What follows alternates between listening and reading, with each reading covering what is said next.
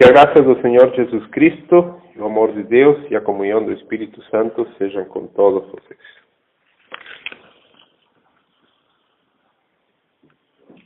A passagem da epístola que nós temos lido há pouco, segunda carta de Pedro,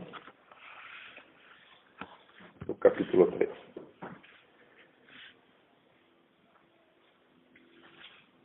Nos domingos anteriores nós temos insistido num ponto.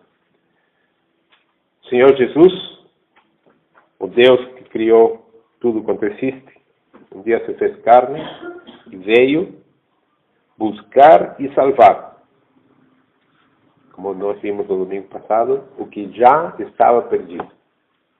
Ele não veio buscar e tentar salvar. Ele veio buscar e salvar o que já estava perdido. Esta é a lição, a verdade que nós retiramos lá em Lucas 19:10. O Senhor Jesus Cristo veio buscar e salvar o que estava perdido. E nós vimos que isso é um fato, não é uma possibilidade. Ele não veio criar, quem sabe, deixar uma porta aberta para a salvação, para quem sabe, aquele que queira, quem quisesse podia entrar. Não, ele veio exatamente para dar a sua vida pelas suas ovelhas. E a palavra de Deus nos mostra isso uma e outra vez, que essas suas ovelhas são conhecidas por ele desde antes da fundação do mundo. A palavra de Deus nos diz claramente que os nomes de cada uma dessas ovelhas que Deus conhece já estão escritas no livro da vida desde antes da fundação do mundo. Isto é um fato. Hoje nós vemos aqui em Pedro, nós vemos aí na passagem de Mateus, capítulo 25, que nós temos lido, nós vemos um outro fato. O fato do juízo. O Senhor Jesus virá a julgar. O Senhor Jesus virá a julgar. E se nós formos para os credos, por exemplo, o credo apostólico, que nós encontramos na página 37, 38, credo apostólico, credo niceno, do Inário Luterano, no credo nós afirmamos que virá novamente em glória a julgar os vivos e os mortos. No credo niceno. E no credo apostólico, a igreja cristã sempre afirmou, dizendo que o Senhor Jesus subiu ao céu e está sentado à direita de Deus Pai Todo-Poderoso, donde há de vir a julgar os vivos e os mortos. Esse é um fato. A igreja cristã sempre creu nesta verdade inacreditável. É tão inacreditável que o próprio apóstolo Pedro nos diz que aparecerão escarnecedores, em outras palavras, gozadores, dizendo, mas onde está a promessa da sua vinda? Cadê que Jesus vai voltar? Já se passaram 1000 anos, já se passaram tantos séculos, já se passaram mais de 2000 anos, e nada da sua volta, nada da sua vinda. Aparecerão escarnecedores com os seus escárnios, aparecerão gozadores com as suas gozações, dizendo, onde está que Jesus vai voltar? E a palavra nos diz, estes voluntariamente ignoram, que assim como antigamente houve um mundo que nós não temos nem noção de como foi. O mundo antediluviano, o mundo antes de Moisés, de Noé. E esse mundo que foi destruído por esse dilúvio universal, né? Do qual há rastros, há evidências ao redor do mundo inteiro. Muitos dizem, não, isso foi uma super inundação lá naquela região do Oriente Médio, né? Mas em todo o mundo, em todo o planeta, há vestígios desse cataclismo, né?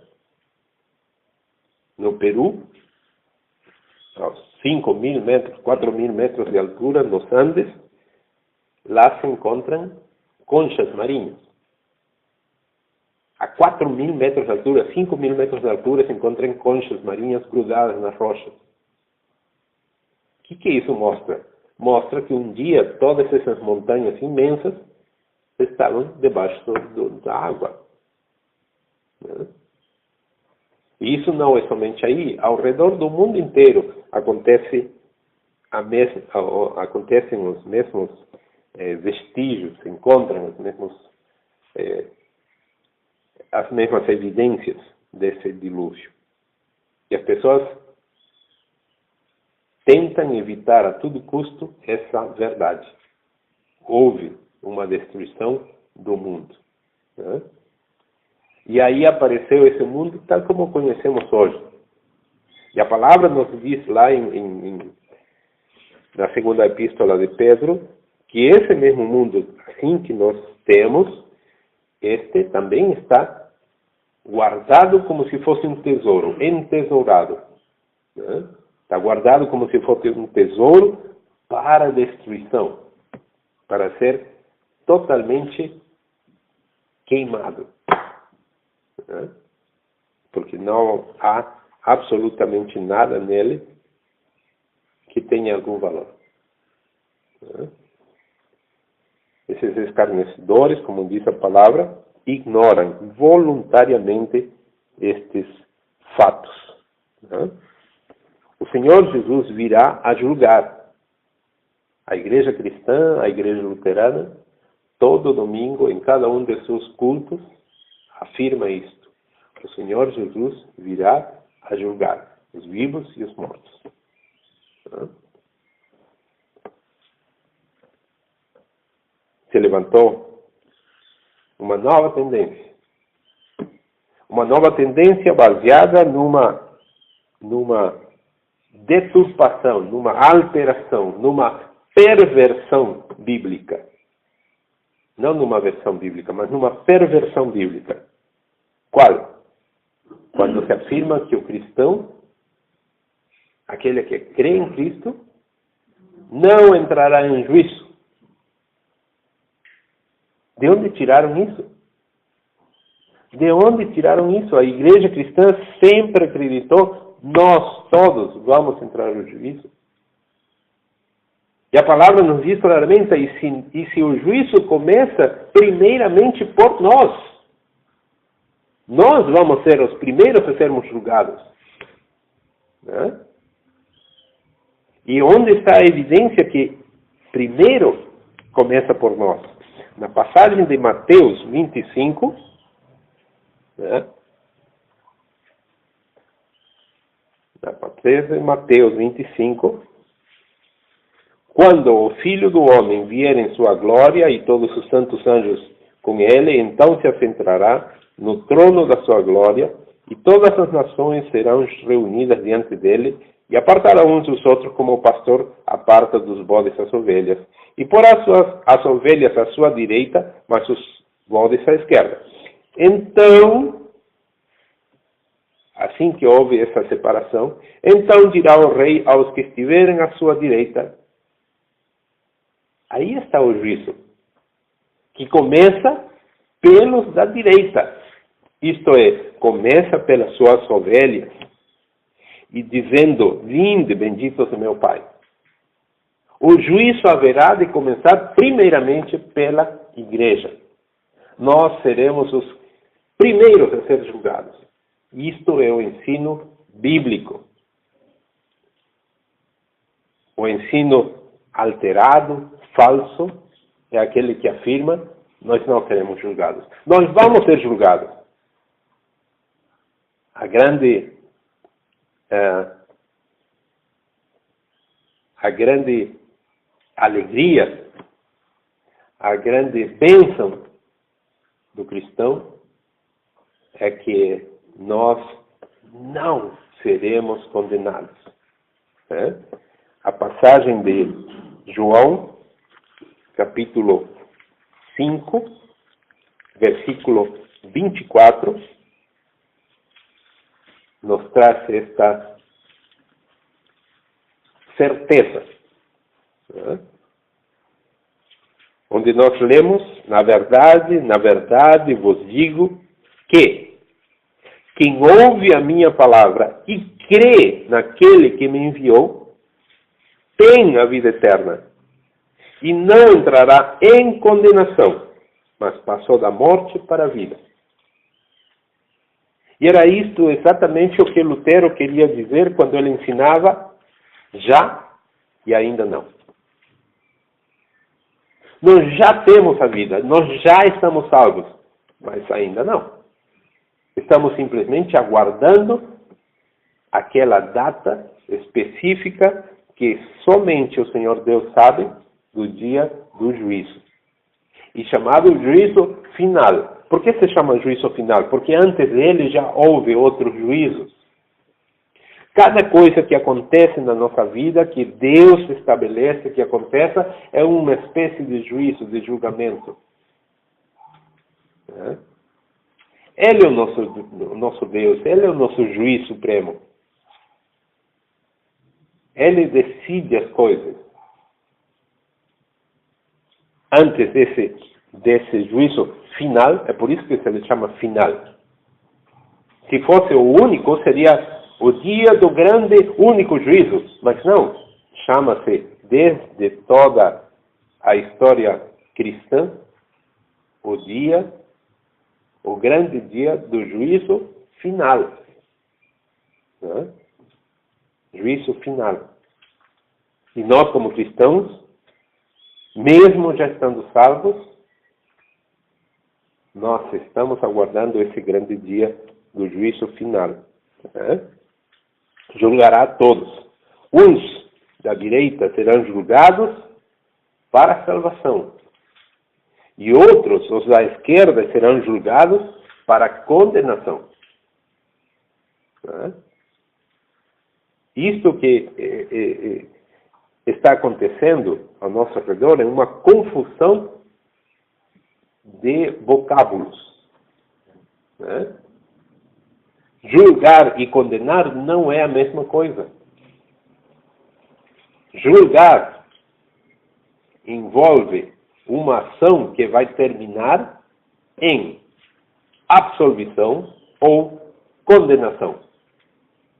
Quando nós dizemos que nós estamos salvos, estamos dizendo que já estamos absolvidos. Os termos usados na palavra de Deus para se referir ao que o Senhor Jesus veio fazer, que Ele veio buscar e salvar, que Ele veio buscar e redimir ou remir. Em outras palavras, está dizendo, Ele veio para nos absolver. Não é que nós sejamos bonzinhos, não é que nós sejamos, por natureza, inatamente santos, bons, puros, nada disso. Nós somos os primeiros pecadores, o apóstolo Paulo afirma isso, dos quais eu sou o principal. O cristão verdadeiro reconhece, em mim, isto é, na minha carne, não habita bem algum. Eu reconheço que com a minha mente eu gostaria, eu tenho esse anelo, esse desejo de servir ao Senhor Deus. Mas encontro no meu corpo, na minha carne, uma lei que me leva para o pecado.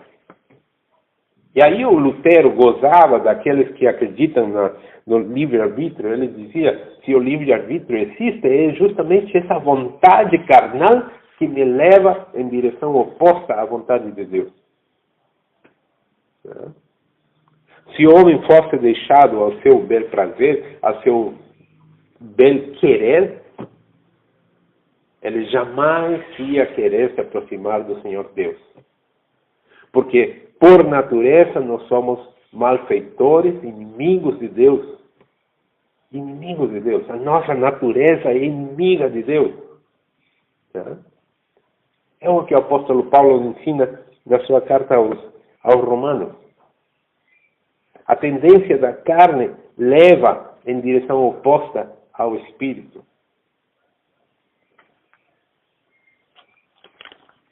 O fato é que o Senhor Jesus virá a julgar, e julgará a todos. Julgar para absolver e julgar outros para condenar. O julgamento envolve esses dois aspectos. São as únicas opções para aquele que está sujeito a julgamento. Aquele que está sujeito ao juízo. Não existe uma terceira. E agora, o que fazemos com ele? Está absolvido? Nós não sabemos. Está condenado? Também não sabemos. Não existe essa terceira opção de ficar assim em cima do muro. Ou o réu, aquele que está sujeito, é absolvido ou esse réu é condenado.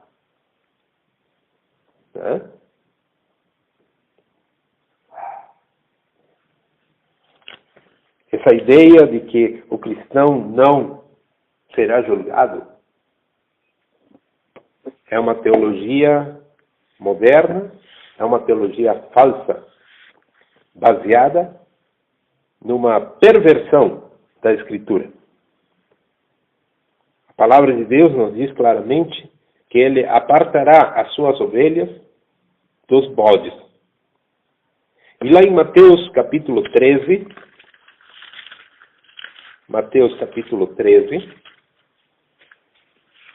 nos versículos 24 em diante, encontramos o seguinte. Propôs-lhes outra parábola, dizendo: o reino dos céus é semelhante ao homem que semeia a boa semente no seu campo. Mas, dormindo os homens, veio o seu inimigo e semeou joio no meio do trigo, e retirou-se. E quando a erva cresceu e frutificou, apareceu também o joio. E os servos do pai de família, indo ter com ele, disseram-lhe: Senhor, não semeaste tu no teu campo boa semente? Por que tem então joio? E ele lhes disse: o inimigo é quem fez isso. E os servos lhe disseram: queres, pois, que vamos arrancá-lo? Ele, porém, lhes disse: não, para que, ao colher o joio, não arranqueis também o trigo com ele. Deixai crescer ambos juntos até a ceifa, e por ocasião da ceifa, direi aos ceifeiros: colhei primeiro o joio e atai-o em molhos para o queimar. Mas o trigo ajuntai-o no meu celeiro. Os discípulos, quando estavam a sós com o Senhor Jesus, perguntaram: o que quer dizer isto? Pulando os versículos, encontramos no versículo 34, tudo isto disse Jesus por parábolas à multidão, e nada lhes falava sem parábolas, para que se cumprisse o que fora dito pelo profeta, que disse: abrirei em parábolas a minha boca, publicarei coisas ocultas desde a fundação do mundo. Isto aqui tem tudo a ver com a pergunta que nós encontramos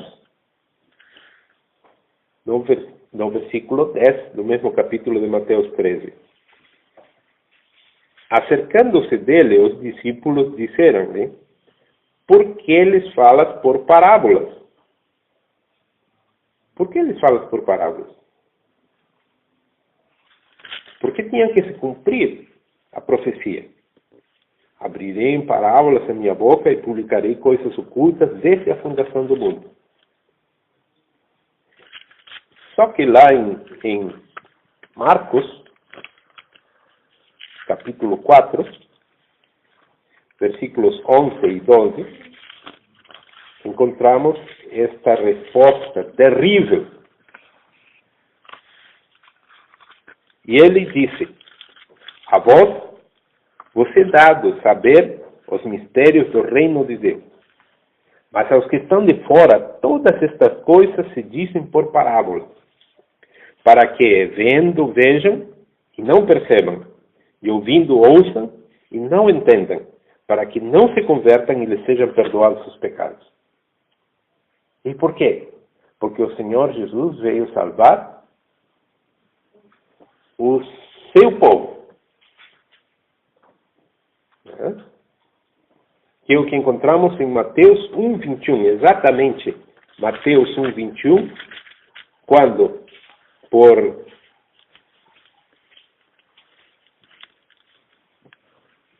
mensagem divinamente revelada, através do anjo, José recebe essa ordem de Deus.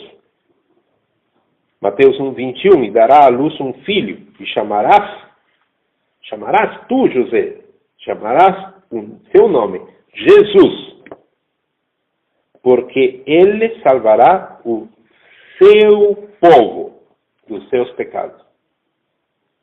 O Senhor Jesus veio salvar o seu povo.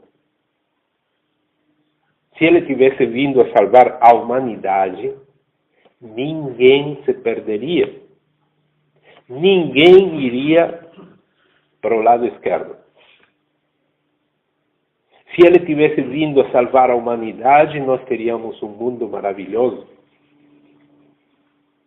Mas ele não veio salvar a humanidade, ele veio salvar o seu povo. Desse mundo tenebroso onde nós estamos, ele veio salvar seu povo, as suas ovelhas, pelas quais ele deu a sua vida.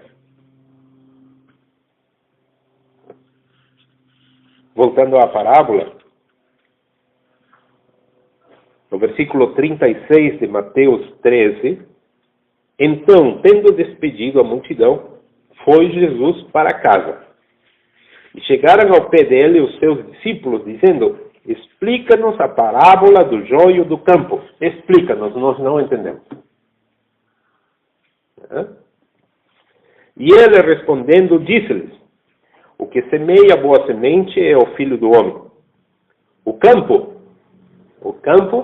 é o mundo. O Senhor Jesus não disse o campo é a igreja. Ele não disse o campo é a igreja. Na igreja vocês deixam o joio e o trigo crescer juntos e não podem separar. Mas ele disse claramente, o campo é o mundo. No mundo nós estamos como trigo no meio de joio. Mas na igreja, a igreja é o quê? É o trigo.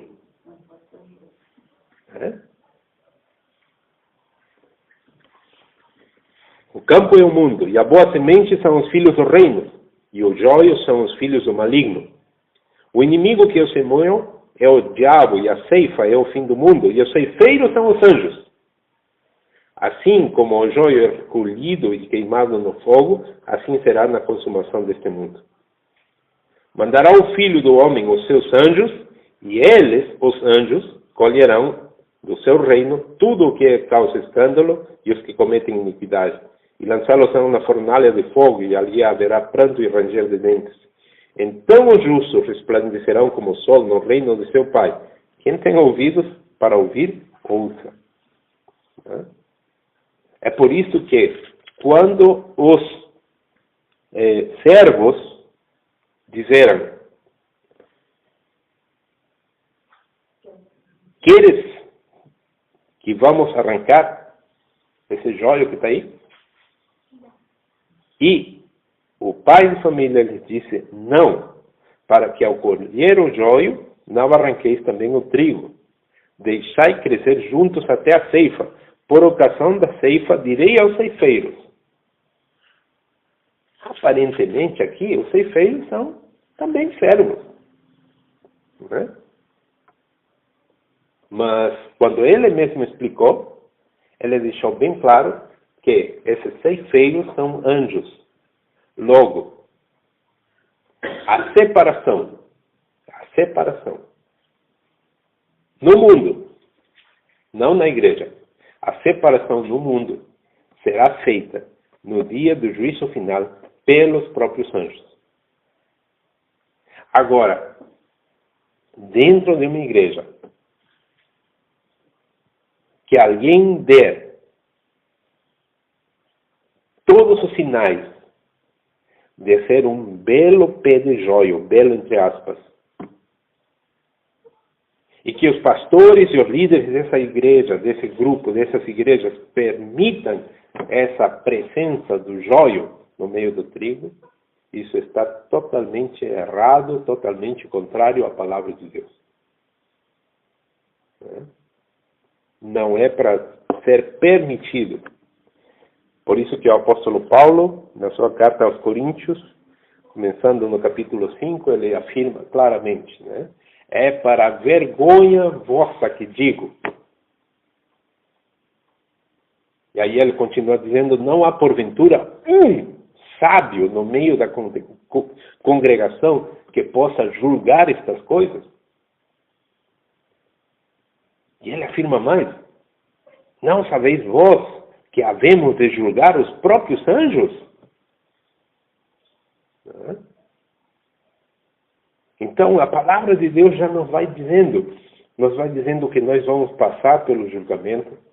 Nos ensina a palavra de Deus que o julgamento começará pela casa de Deus. Nos ensina a palavra de Deus que nós, a igreja, julgaremos os próprios anjos. Que os apóstolos julgarão a Israel. Isso está escrito. Por que não ensinam essas coisas? Por que não falam essas coisas? Está claramente ensinado na palavra de Deus. O Senhor Jesus é o bom pastor. E aí nós lembramos de João capítulo 10, onde claramente ele diz, eu sou o bom pastor. O bom pastor dá a sua vida pelas ovelhas. Dá a sua vida pelas suas ovelhas. No versículo 4. E quando tira para fora as suas ovelhas, vai diante delas e as ovelhas os seguem, porque conhecem a sua voz. Há uma relação íntima, uma relação de conhecimento, eles conhecem. Né? No versículo 14, eu sou o bom pastor e conheço as minhas ovelhas e das minhas sou conhecido. Né? O bom pastor dá a sua vida pelas ovelhas. Pelas suas ovelhas. Né?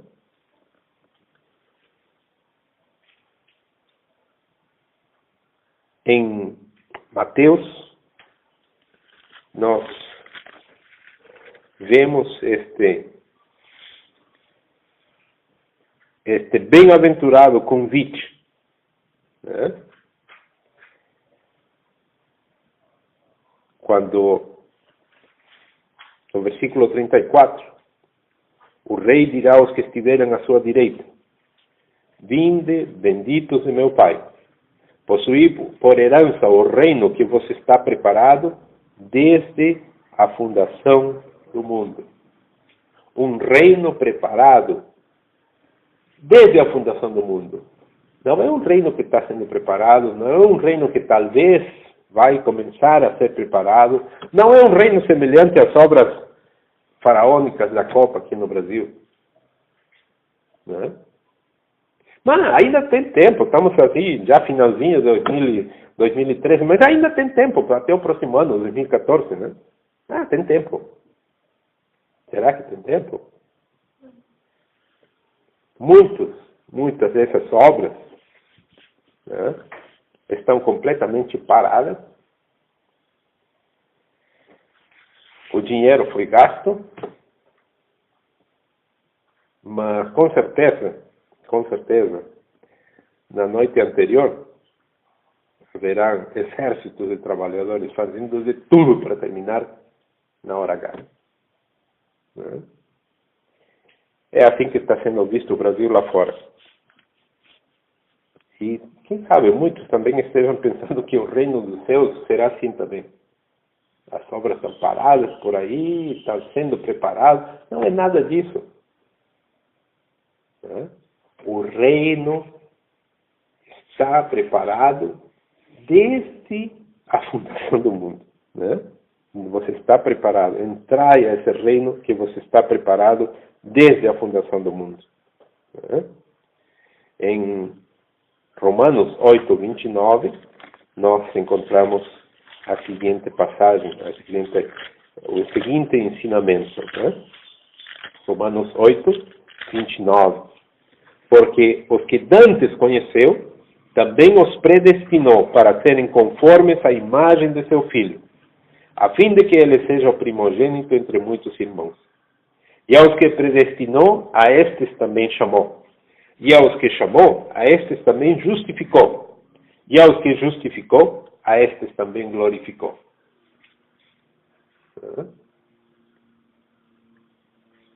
E aos que chamou, a estes também justificou. Nós poderíamos dizer também, aos que chamou, ele absolveu. Ele absolveu. Não entram em condenação. Já estão absolvidos. Só estão esperando a data do juízo, que é o caso da igreja cristã. A igreja cristã, nós estamos só esperando isso. É uma questão burocrática celestial, vamos dizer assim. Nós estamos esperando o dia do juízo. Mas tememos esse juízo? Nós estamos apavorados com esse juízo? Não. Porque nós sabemos que a todo aquele que crê em Jesus Cristo já passou da morte para a vida. E como nos diz o próprio apóstolo João, na sua primeira carta, amados, ainda não se manifestou o que havemos de ser. Quando ele se manifestar, naquele dia do juízo, aí sim seremos semelhantes a ele. Nós não temos nem ideia do que vai acontecer conosco. O apóstolo Paulo nos diz na sua carta aos Coríntios, no capítulo 15, que nós somos como um grão de trigo, que tem que, ele usa a palavra morrer, mas não é bem morrer, porque ele simplesmente cai na terra, é coberto pela terra, camada de terra, a umidade o faz crescer e de repente, cadê aquele grão de trigo que estava aqui? No seu lugar tem uma planta. Que se nós víssemos assim, não tem absolutamente nada a ver com aquela sementinha que parecia uma pedrinha, amarelinha, marronzinha. A planta, o pezinho de trigo, não tem nada a ver com aquele grãozinho duro. Né? E o apóstolo Paulo faz essa símile, essa comparação. Assim também conosco. E o apóstolo João nos ensina exatamente a mesma coisa. Amados irmãos, ainda não se manifestou o que havemos de ser. Quando ele se manifestar, aí sim. Por isso que o reformador Martinho Lutero também afirma o mesmo ensinamento cristão. Já e ainda não. Já estamos salvos, mas ainda não. Ainda não se manifestou. Nós já passamos da morte para a vida, disse o apóstolo João. Né?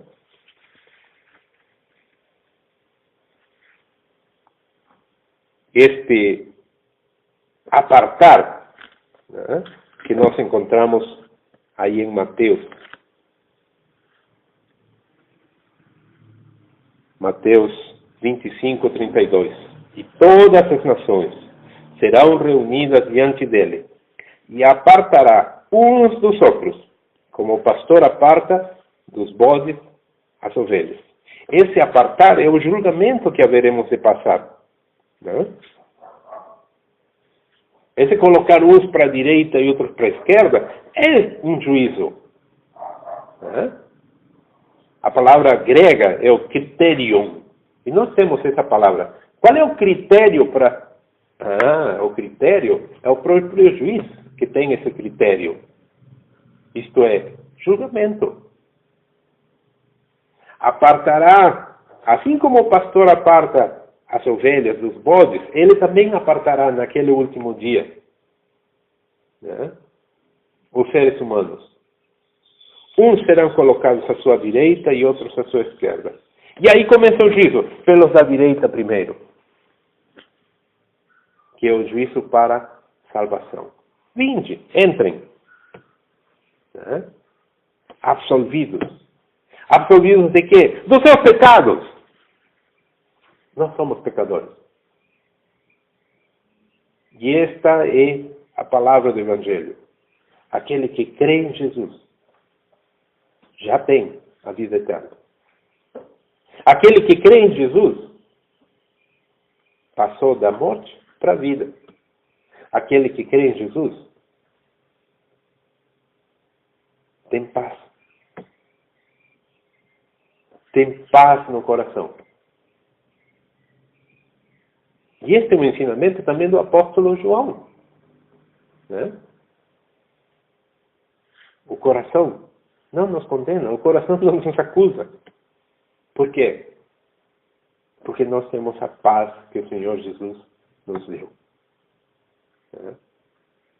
Ele não ofereceu riquezas, ele não ofereceu prosperidade para ninguém, muito pelo contrário. Ele ofereceu uma vida difícil, ele ofereceu um caminho apertado, é um caminho pelo qual poucas pessoas andam, mas é o caminho que leva para a salvação. Ele em nenhum momento ofereceu riquezas para ninguém. Antes, quem ofereceu riquezas, nós lemos aí na passagem de Mateus capítulo 4, quem ofereceu riquezas foi Satanás. E certamente ele dá para quem ele quiser, porque ele mesmo disse, e eu as dou para quem eu quiser.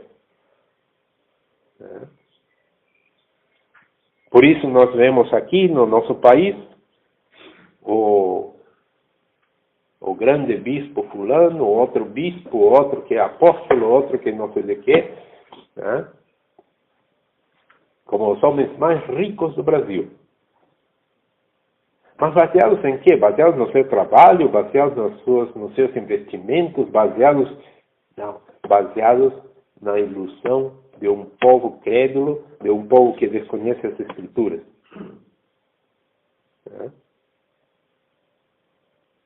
E em poucos anos esses homens são os mais ricos do Brasil. Quem deu? É Deus que deu essas bênçãos para eles. Eles afirmam a boca, né, cheia aos quatro ventos que Deus deu para eles, mas nós percebemos claramente que é o próprio Satanás que os fez prosperar, usando, deturpando a palavra de Deus.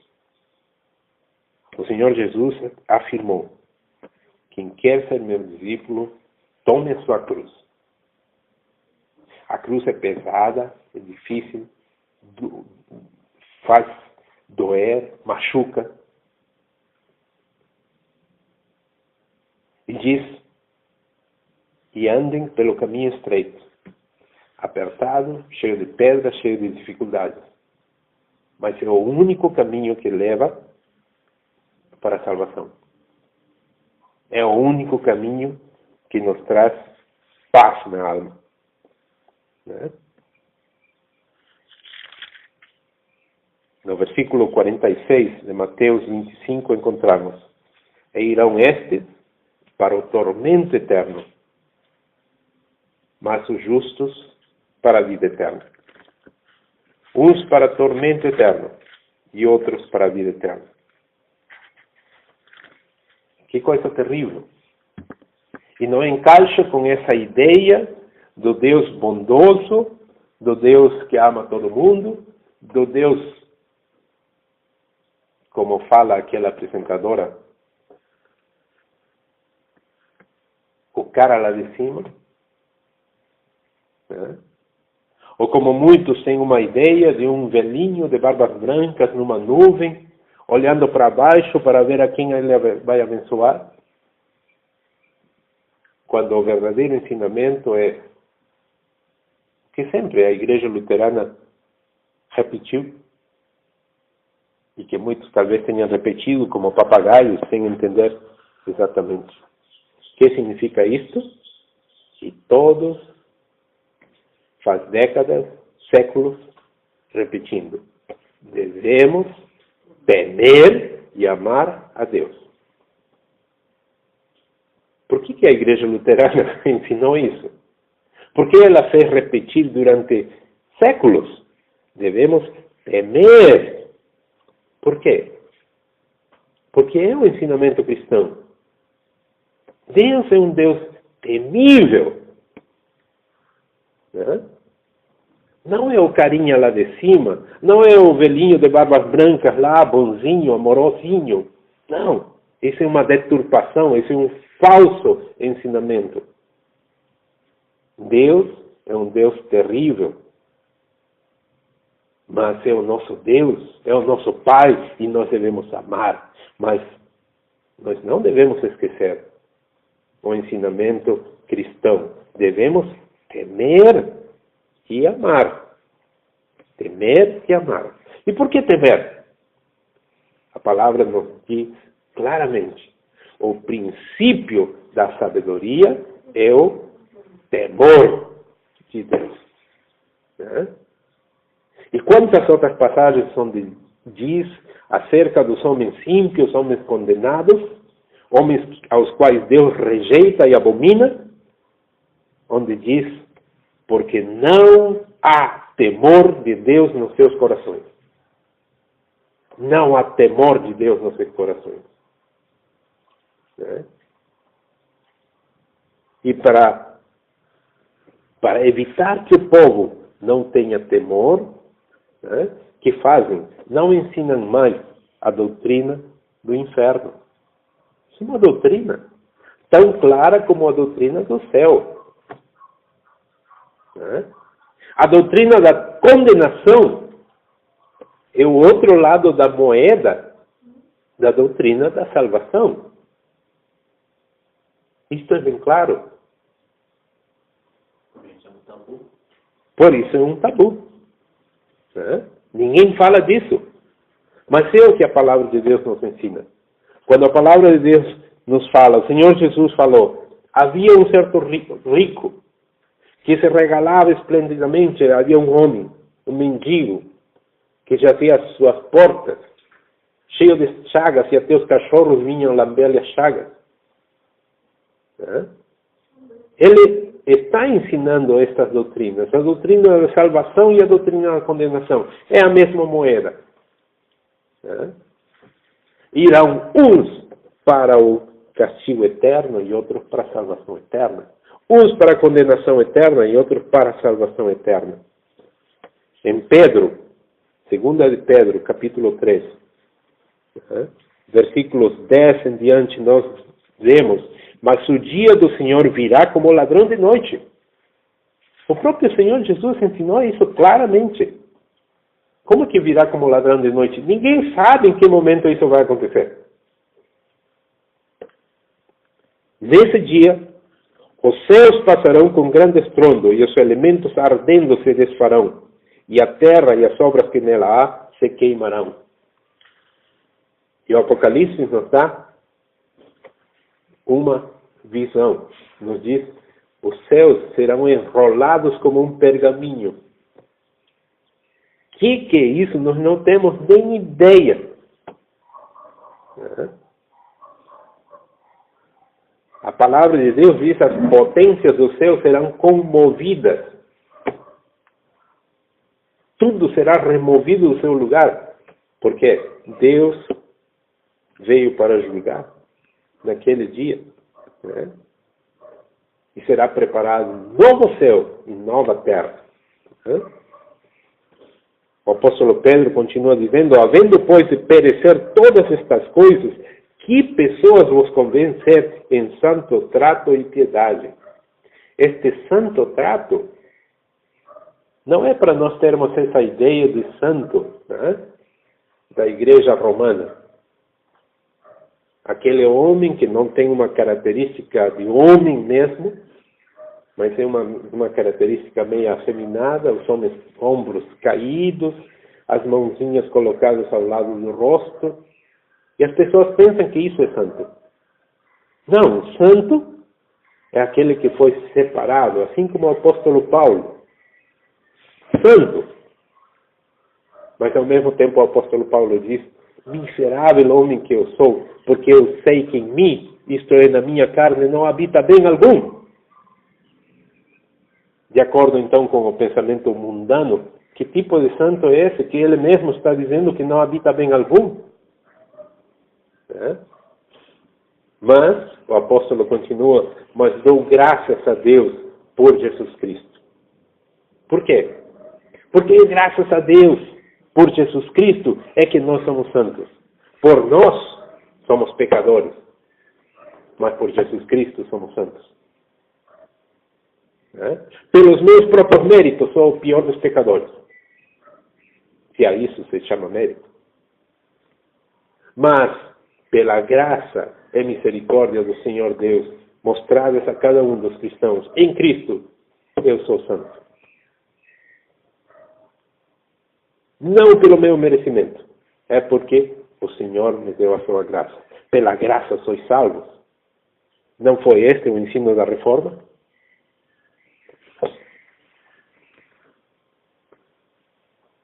O apóstolo continua: aguardando e apreciando-vos para a vida do dia de Deus, em que os céus em fogo se desfarão e os elementos ardendo se fundirão. Mas nós, segundo a sua promessa, aguardamos novos céus e nova terra em que habita a justiça. Por isso, amados, aguardando estas coisas, procurai que deles sejais achados imaculados e irrepreensíveis em paz. Em paz. E tende por salvação a longanimidade do nosso Senhor, como também o nosso amado irmão Paulo vos escreveu, segundo a sabedoria que lhe foi dada, falando disto em todas as suas epístolas, entre as quais há pontos difíceis de entender que os indoutos e inconstantes torcem, e igualmente as outras escrituras, para sua própria perdição. Indoutos e inconstantes que muitas vezes estão à frente de um púlpito, do alto de um púlpito, falando de coisas que nem eles mesmos entendem. Mas eles se prepararam no seminário, uns outros colocaram as mãos em cima da cabeça deles, e pronto. Estão preparados humanamente, mundanamente, para torcer as escrituras e falar de coisas que nem eles entendem. Vós, portanto, amados, sabendo isto de antemão, guardai-vos de que, pelo engano dos homens abomináveis, esses aí, homens abomináveis, sejais juntamente arrebatados e descaiais da vossa firmeza. Antes, como cristãos, nós devemos observar o que o apóstolo Pedro nos diz no versículo 18.